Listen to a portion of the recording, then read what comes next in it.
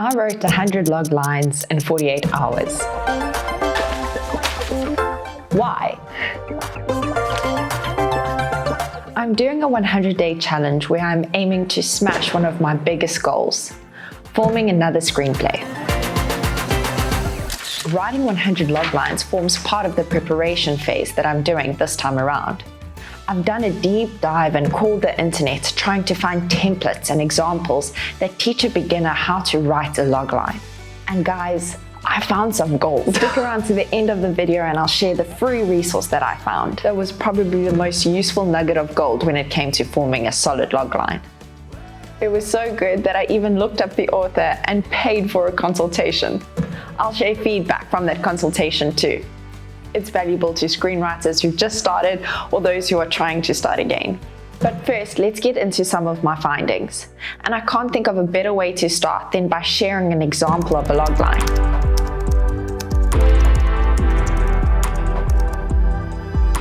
I'm hooked. I found this logline on ifilmthings.com and it is the logline of The Godfather. So what makes this a good logline?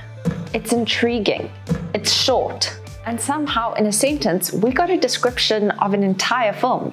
Now, in the 100 original loglines that I wrote, none of them fit into a sentence. So this Godfather one, this is what I refer to as logline goals. Okay, so let's backtrack. What is a logline? From the example, we can see that it is a short sentence or two that embodies the most compelling points of your screenplay. But if this isn't speaking to you, let me visually represent what my research displayed. Let's say you're checking your emails and your favorite ice cream store sends you a mailer where they pitch you one of their new flavors. It may sound good in the email. Heck, you might even find yourself driving over to have a taste of this new flavor.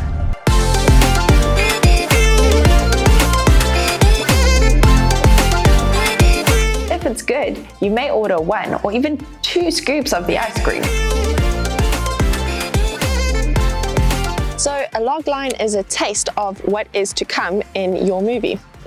It's a teaser for your film, enticing somebody to ask for more. Now, I've only ever sent my logline via email.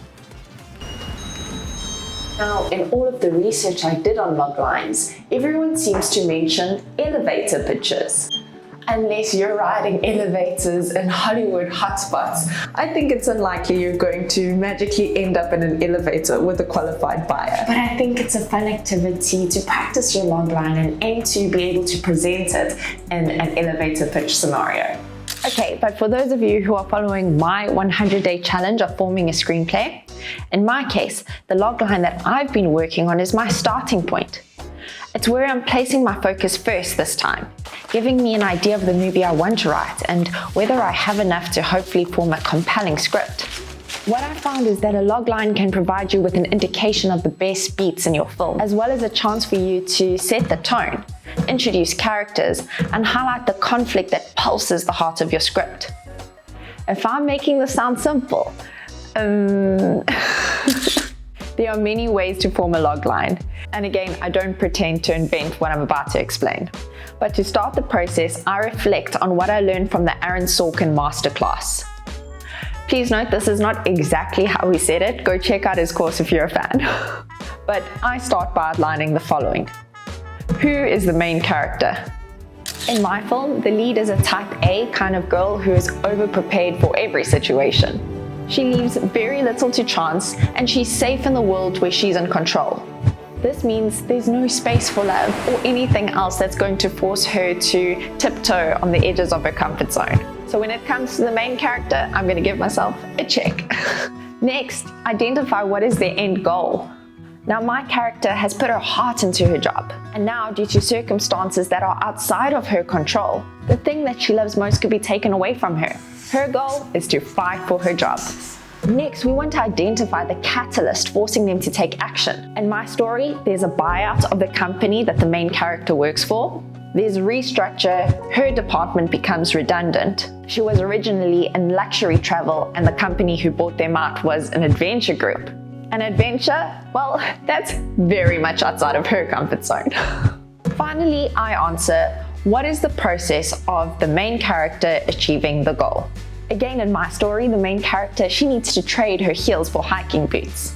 She must compete against other hopefuls and ultimately prove that she has what it takes to keep her job by crossing the Thorongla Pass with her fellow competitors and forming her own presentation that she ultimately needs to present to the new executives. I've given you an example with my story, but now it's time for you to just think about it with regards to your story. Who is the main character? What is their end goal? What is the catalyst forcing them to take action? And what is the process of them achieving it? Oh, this is me just scratching the surface of all of the groundwork that I did to form a logline. In my next video, make sure to subscribe if you'd like to see it. I'm going to walk you through all of the logline do's and don'ts I picked up along the way. But to keep this video nice and short and to not go into a state of information overload, I think we cover the basics of where a good idea is to get started. I'm now going to walk you through the Logline templates that helped me transform all of that groundwork I did with you guys earlier into one final logline that I felt pretty confident in presenting to who I deem to be the industry's logline legionnaire. But before I do that, there was a method to my madness in writing 100 loglines. Let me explain. I've learned that the challenge of writing 100 loglines creates space where you can be silly, witty, sensational, and professional as you work your way through transforming your groundwork into a logline that you're proud of. Not only can it be fun to give yourself room to play with the short introduction or sales pitch for your film, but you may pick up something truly magical when you remove the confinement of perfection and the need to get it right immediately. Let me know in the comments how many loglines you usually write before you end up with the one that you're proud of. But now, I'm going to share 4 templates that I found from the most valuable resource on the internet when it comes to creating loglines, and that is a free book called Logline Shortcuts by Naomi Beaty. I hope I'm pronouncing her surname right. I found this resource on Amazon and I read the entire thing in one sitting. This is golden and it's free. You're welcome. Like I said, it was so great that I did research on the author to find out that she's worked on projects like Twilight. Without thinking too hard about it, I immediately reached out and booked a consultation session. I'm going to share her valuable insights on my logline, but first let me share some templates with you so that you can practice your logline and then see if the feedback she gave me is relevant or helpful to what you've first written down yourself. Now I started with these, and as I mentioned, I wrote 100 loglines using these templates as a springboard.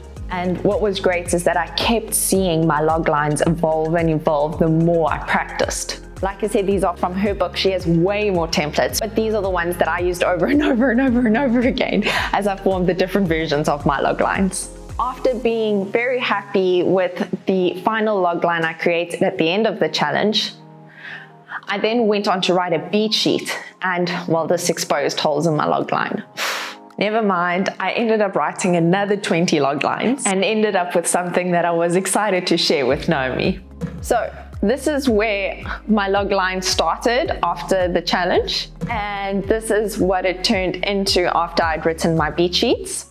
Now, I presented my logline to Naomi in our consultation. What did you think about my logline? You know, every single blog says it needs to be a sentence, and some of the good ones are only a sentence, and I was like, oh, it's not fitting into a sentence.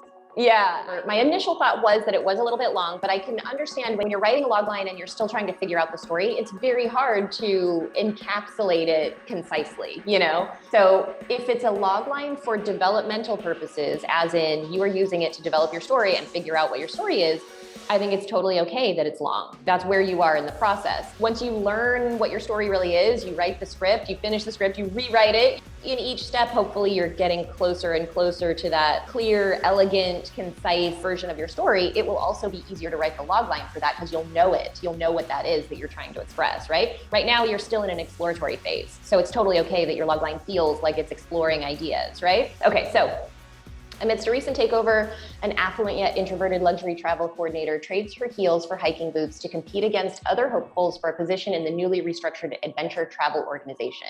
Despite her temperament, the hostile Himalayas get the best of her, and when an unlikely rival sabotages her final attempt to persevere, she must conquer elements beyond her control before she loses the thing she loved most, her career. Okay. So yes, it does feel a little bit long. It does feel pretty clear though, in terms of what's happening and all of the elements involved. So I know who your protagonist images, which is key. That's good. I think personally, you will probably find better words to describe her, better adjectives that pertain more closely to the story itself that you're telling, right? Because you want to kind of convey like, what is that emotional arc underneath everything? Okay, so I like your description of her though, that she's a luxury travel coordinator and then the heels for hiking boots thing. I think that that's very clear and is visual. And it's a catchy, snappy way to convey, you know, kind of the fish out of water element. Okay, so competing against other hopefuls for a position, that's very clear. I would say that you can probably just condense this. So it's like to compete against other hopefuls for a position in the newly restructured adventure travel organization, and then probably comma, like pitting her against the hostile Himalayas and the sabotage of an unlikely rival. She has to contend against those things in order to save the thing that she loves most, which is her career or whatever. The only other comment that I would say is that saving her career doesn't feel very high stakes. You know what I mean? In terms of, it's not very emotional. So, so you might think about like either adjusting that to sort of convey what does her career mean to her. If it's like, you know, to save everything she's worked for in life, that feels a little bit more emotional than just, oh, it's my career, you know, even though it's basically the same thing, right? Or figuring out like what else could be at stake. Is it like in order to save her job and, you know, the jobs of all the people who rely on her, or, you know, something like that, just so it feels a little bit more like there's a reason that we want to root for her to actually do this thing, you know? And you don't have to get into the, like, she needs to become a more fulfilled person or anything like that, because I think if you find a good descriptor for her in the beginning, that implies to us what the character arc is going to be. We sort of understand how movies work and we're like, oh, that's going to change by the end. She's going to learn that lesson. But those like a slightly more like emotional or meaningful external stakes can really help it to feel like, you know, there's like an urgency to the story, a reason for us to like want to see it and root for her to succeed. You know, does that make sense? That's great. Thank you so much. If you enjoyed this video, give it a big thumbs up. And if you'd like to see more on screenwriting, then go ahead and subscribe to my channel, because the next video, like I mentioned already, is going to be what I learned when it came to Logline's do's and don'ts. But I'm also creating another video where I'll be documenting what it was like to use a beat sheet for the first time. And like in this video, I also got an industry expert to critique that. So that's going to be a goodie.